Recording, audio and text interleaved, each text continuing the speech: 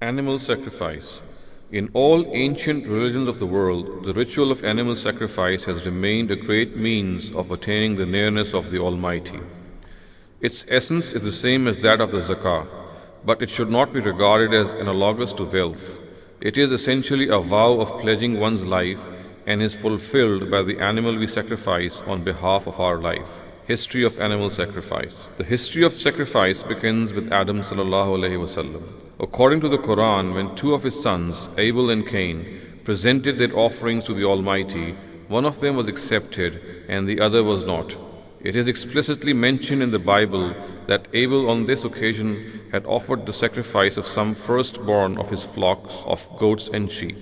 This practice quite evidently must have continued later also.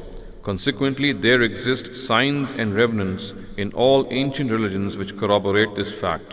However, the way this worship ritual has increased in its importance, grandeur and scope after the sacrifice of Abraham sallallahu alaihi wasallam, it has become unprecedented. When he was asked to sacrifice an animal in place of his son, the Almighty said that he ransomed Ishmael sallallahu alaihi wasallam by a great sacrifice. This meant that the sacrifice offered by Abraham sallallahu alaihi wasallam had been accepted, and in order to commemorate this incident, the ritual of sacrifice was instituted as a great tradition to be carried out generation after generation. It is this optional worship of sacrifice which we offer with fervor and enthusiasm on the occasions of Hajj and Umrah and on Eid of Adha. Objective of animal sacrifice. The objective of animal sacrifice is to express gratitude to the Almighty. When we offer our life symbolically to the Almighty by offering the sacrifice of an animal, we are in fact expressing our gratitude on the guidance of submission which was expressed by Abraham sallallahu alaihi wasallam by sacrificing his only son. On this occasion, the words uttered to declare the exaltedness and oneness of the Almighty are done so for this very objective. Viewed thus, animal sacrifice is the pinnacle of worship. When we make an animal stand or bow down in the direction of the Baytullah and also direct our own face towards the house of God and present the sacrificed animal as an offering to God by saying Bismillah Wallahu Akbar, we are actually offering our own selves to God. The Sharia of animal sacrifice.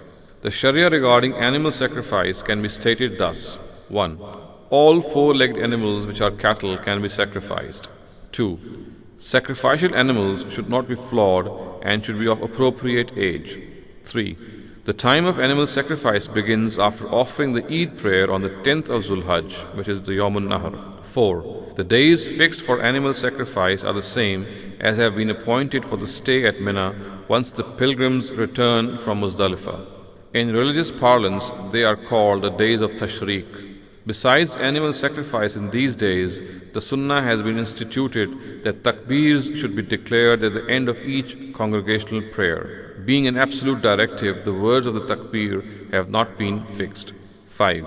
The meat of the sacrificial animals can also be eaten without any hesitation by those who have had them slaughtered and can also be used to feed others.